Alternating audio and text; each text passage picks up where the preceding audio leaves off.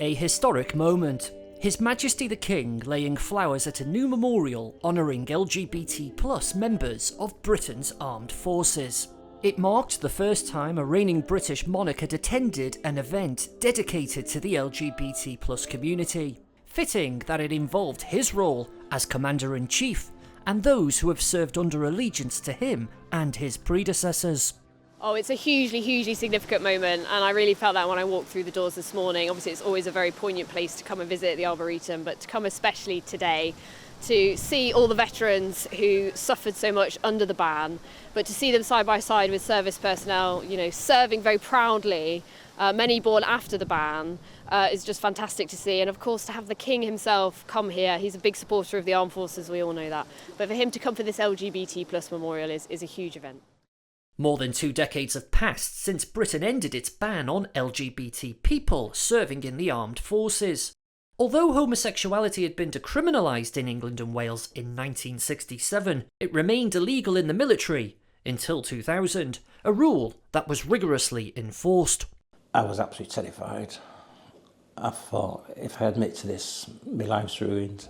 And then they took me to medical examination centre, where I had an embarrassing, intrusive medical examination. And I don't know if it's done deliberately to intimidate me, to make me break, but they left the doors of the examination room open. So all the soldiers in the waiting room went to see the doctor, had full view of what was happening. From there, we was taken to our commanding officer. The charges read to him. He said, "You're a disgrace to the regiment," and passed us over for court-martial. My room was ransacked. Photos and letters were taken. I was called marched into the adjutant's office, where 2 SIB was sat behind a desk and a chair in front of it, and I was told to sit down.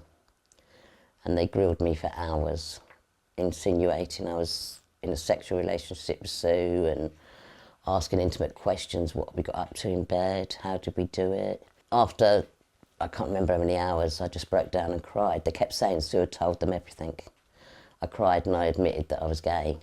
Of course, it was the Royal Military Police that led the investigations into service people if they were suspected of homosexuality. And so to have the most senior member of the royal family here today makes the occasion all the more significant. Some of us here today have scars from their time in service that will never heal. So there were people here today whose lives were absolutely destroyed by that ban, and that's not just gay people. Straight people were sacked if people thought they were gay. You know, it was horrendous. There were women here today who were victims of sexual assaults, who were told that if you report it, we will say that you're a lesbian. You know, so for the people here today to see the King come and listen to them, talk to them, and hear the stories that we could tell was incredibly powerful. You know, this is it's a moment of change for Britain. While the stories of those who served under the ban took an emotional centre stage, the King also met LGBT personnel serving today. I had a conversation with him, which has been absolutely phenomenal to sort of speak to His Majesty. For him to be here as his first LGBT community event, to have an understanding of what happened and sort of what we are working as networks to do across the future. It took some time to sort of discuss that with us, and it was really moving. Really gave us some sort of joy. The presence of the King obviously lends a certain gravitas that no other person can really bring to it, and it shows the importance of this day and what it means for us past, acknowledging the injustices, the present, where we are now, where people are open to serve, and also necessarily the future, because progress does take a lot of time and dedication from a lot of people to make it happen, and that progress can sometimes falter or even take a step backwards. So it is important to still have champions to keep that momentum, and I think His Majesty's visit here today really does help with that. Of the 49 recommendations made by Lord Etherton in his independent review into the treatment of LGBT veterans, the government says 48 have now been implemented. But progress on one key recommendation, the payment of restorative funds, often wrongly described as compensation, has been hampered by delays and administrative issues. I think with the FRS, of course we would have liked to see all of those payments going out as quickly as possible. I think the first payments went out 15 weeks after the first application. There is some obviously complex work, records have to be found, which can make it seem longer than you might necessarily expect on first sight. But I think what is super clear is that we do need to go faster. We have brought in changes to make sure processes are as quick as they absolutely can be. And I absolutely get that we have to get this money out the door as fast as possible. People have been waiting long enough. And while a Prime Minister has apologised on behalf of the British state for the abuses that took place, no individual has ever been held accountable for any specific instances of abuse that veterans have spoken about during the inquiry.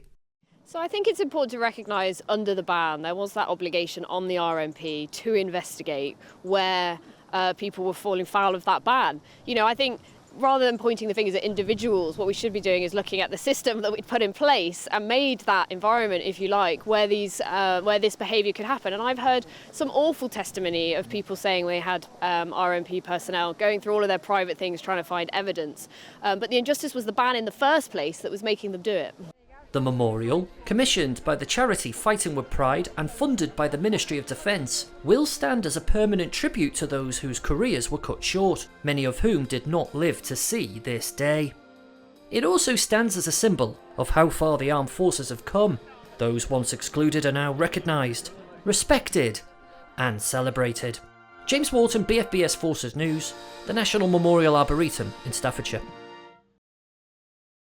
Thanks for watching. For more from BFBS Forces News, like and subscribe to our channel.